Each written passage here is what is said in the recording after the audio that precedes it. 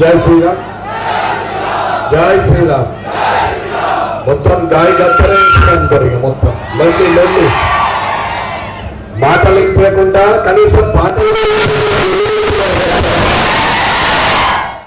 మీ ఉత్సాహం చూస్తే ఇంకేముంది, అన్నమ్మను పంపినట్టే పార్లమెంటుకు. నరేంద్ర మోడీ గారి సైన్యంలో సైనికురాలు అయిపోయినట్టే. 3 అడుగుల మనిషికి ముచ్చమటలు పోసినట్టే ఉన్నాడు చిన్నగా, కానీ మాటలు మాత్రం బారాడు. ఏదో ముఖ్యమంత్రి అయింది కానీ ఆయనకి ఇంకా జడ్పీటీసీ కన్నా తక్కువ స్థాయిలోనే మాట్లాడుతున్నాడు. ఏం మాట్లాడాలో కూడా తెలియని వ్యక్తిని ముఖ్యమంత్రి అయ్యే పరిస్థితి వచ్చింది. అది అదృష్టమే కానీ అది కష్టంతోనో ప్రజల ఇష్టంతోనో అయిందని కాదు. ఇవాళ కేసీఆర్ గారి మీద కోపంతో వేసినటువంటి ఓటు ఇవాళ ఆయనను ముఖ్యమంత్రి దాకా తీసుకుపోయింది. కానీ ఈ రోజు ఆయనకి కోస్గిలో మీరు ఇచ్చిన ఘన స్వాగతం చూస్తే కాళ్ళ కింద భూమి కదిలిపోయింటది, కాంగ్రెస్ వల్ల కుర్చీ ఊసిపోయింటది, పన్నోళ్ళు లేచి కూర్చుంటుంటారు. ఇప్పుడు ఇది భారతీయ జనతా పార్టీ కార్యకర్తలు, కోస్గి ప్రజల శక్తి. కాబట్టి మీరు ఇచ్చినటువంటి బలం అరుణమ్మను డైరెక్ట్ గా నరేంద్ర మోడీ గారి సైన్యంలో సైనికురాలుగా ఉంచుతుంది. ఇకపోతే రేవంత్ రెడ్డి గారు మాట్లాడారు. గెలిచిన తర్వాత ఏడికి పోయిండు? ఢిల్లీకి పోయినా పోలేదన్న. పోయేమన్నాడు, నువ్వు ఆర్ఎస్ఎస్ నేను ఆర్ఎస్ఎస్, నీకు నాకు ఒకటే, నేను మీ ఓన్నే అని మాట్లాడాడు ప్రధానమంత్రి గారితో. ఆయన ముందట సగం ఉన్నాడు, కుర్చీకి అతుకపోయినాడు.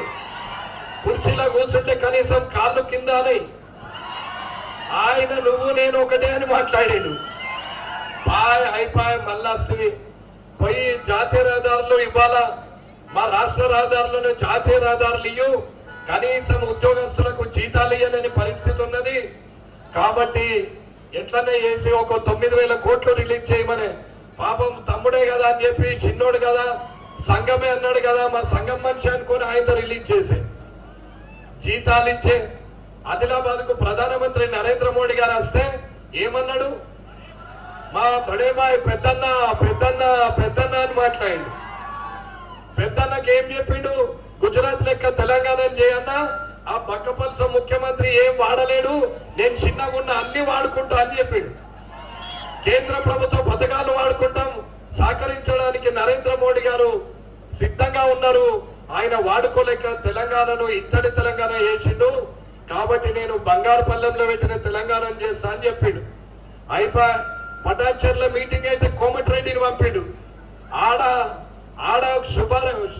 ఏదైతే ప్రారంభోత్సవాలు చేసిరో 1000 కోట్ల రహదారులు, అక్కడ నిమ్స్ ఎయిమ్స్ అన్నిటి కూడా ప్రారంభోత్సవాలు చేసిండు. లక్షల కోట్ల రూపాయల పెట్టుబడులు పెట్టి తెలంగాణను డెవలప్మెంట్ చేస్తే ఇవాళ వచ్చి ఏమంటుండే ఎలక్షన్ రాగానే పాపం అమాయకులైన క్యాండిడేట్ల దగ్గర చేతుల గుడ్లు పెట్టారు. వాళ్ళకు క్యాండిడేట్లకు తెలియదు మాకు గుడ్డే తప్ప ఏమి లేదురా నాయన. అది కూడా చిన్నగా ఉంటది, అది బాతుగుడ్డో కోడిగుడ్డు అయితే చిన్నగా ఉంటదని. ఏ గుడ్డు ఆయన గుడ్డంతా ఎత్తని ఉన్నాడా కనీసం? మరి గాడి గుడ్డ ఎంత ఉంటుందో నాకైతే తెలియదు, ఆయన ఒక్కడే చూసినట్టున్నాడు. ఇది ముఖ్యమంత్రి గారి మాటలు. తెలంగాణ ముఖ్యమంత్రిగా ఇవాళ మీరు మాట్లాడుతున్న మాటలకు తెలంగాణ రాష్ట్ర ప్రజలు దేశంలోనే తల వంచుకునే పరిస్థితికి తీసుకొస్తున్నాడు.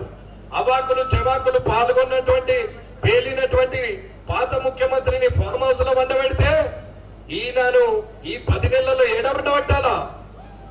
ఏం చేయాలా? ఈయనను ఏం మాట్లాడాలో, ఎలా మాట్లాడాలో, భవిష్యత్ తరాలకు మార్గదర్శకంగా ఉండాలా, ఆదర్శంగా ఉండాలా, మాట్లాడుతుంటే రాజకీయాల్లో మార్పులు రావాలా, నీతి నిజాయితీతోని నియమ నిబద్ధతతోని ఇవాళ ఉండాల్సినటువంటి రాజకీయాలను దిగజారుస్తూ అసభ్య పదజాలంతో పెద్దంతరం చిన్నంతరం లేకుండా వయసు తేడా లేకుండా నోటికొచ్చిన మాటలు మాట్లాడుతుడు. 54 ఏళ్ల వయసున్నావు, చిన్నోన్ని అదే మాట్లాడతావు, 70 ఏళ్ల పెద్ద మనిషిని అదే మాట్లాడతావు. వయసుకు విలువని నీకు, నీ చేరుకు, నీ ముఖ్యమంత్రి పదవికి ఎవరు విలువిస్తారో ఒక్కసారి ఆలోచించాలా. ఇలాగే మాట్లాడితే నీకు కూడా ఇంకా ఏనుగు గుడ్డి ఇవ్వాల్సి వస్తుంది, గాడిద గుడ్డలో చిన్నగా ఉంటుంది. లాస్ట్ కి ఏమీ లేకుండా అయిపోతావు. రేవంత్ రెడ్డి గారు ఇప్పుడు కామారెడ్డిలోనే కన్ను చుట్టుపోయి కొడంగల్లో గెలిచినావు, లేకపోతే ఈడ కూడా ఓడిపోతుంటే బతిలాడి గెలిచినావు, కానీ ఇష్టంతో గెలిచినోడు కాదు. కామారెడ్డిలో ఓడిపోతున్నా అని తెలిసి నేను ఏడ పోటీ చేసినా గెలుస్తా అనుకున్నాడు, కానీ వచ్చిన ఇద్దరు తోక ముడిచి ఇంట్లో కూడా నువ్వు ఫామ్ హౌస్ లో ఉన్నారు. నువ్వు బతికిపోయి కొడంగల్ ప్రజల దయతోని ముఖ్యమంత్రి స్థాయిలో కూర్చున్నావు. కనీసం మర్యాదగా మాట్లాడడం నేర్చుకో రేవంత్ రెడ్డి గారు. ఇక్కడ ఉన్నటువంటి యువకులందరూ రేపు రాబోయే తరంలో ఎమ్మెల్యేలుగా ఎంపీలుగా అయితే కనీసం ఒకరిని ఆదర్శంగా తీసుకోవాలా, ఫలాని వ్యక్తిలాగా నేను కూడా ఉండాలని చెప్పి రాజకీయాలకు ఆదర్శంగా ఉండాల్సినటువంటి వ్యక్తివి నోటికి వచ్చినట్టు మాట్లాడుతున్నావు. ప్రజలు ఇచ్చింది నీకు ముఖ్యమంత్రి చేరు, కానీ నువ్వు ఎక్కడున్నావు? ఇంకా జడ్పీటీసీ కిందనే ఉన్నావు, ఇష్టం ఉన్నట్టు మాట్లాడుతున్నావు. కానీ నువ్వు మాట్లాడుతున్న మాటలకు సమాధానం చెప్పాల్సి వస్తుంది. అన్నా ఇదంతా గుర్తుంచుకొని నరేంద్ర మోడీ గారి సైన్యంలో సైనికురాలుగా పార్లమెంటు మెంబర్ గా పంపించాల్సిన బాధ్యత మీ అందరికీ ఉన్నది. కమలం పువ్వు గుర్తు కోటేసి భారీ మెజార్టీతోని పెద్దక్క అరుణక్కను మీరు ఖచ్చితంగా పార్లమెంట్ కు పంపించే బాధ్యత మీ భుజస్కంధాల మీద వేసుకోవాలా. ఇవ్వాలటున్న ఈ ఉత్సాహం 13వ తారీఖు సాయంత్రం పూర్ణిమూతులు మూసే వరకు ఇదే ఉత్సాహంతో ముందుకెళ్లాలని మా అన్నదమ్ములను, అక్క తమ్ములను, పెద్ద మనుషులను అందరినీ, వ్యాపారస్తులను, ఉద్యోగస్తులను, రైతులను, అక్కలను, చెల్లెలను అందరినీ వేడుకుంటూ ఈ అవకాశం ఇచ్చిన మీ అందరికీ కూడా ధన్యవాదాలు తెలియజేస్తూ ముగిస్తున్నాను. జై భారత్.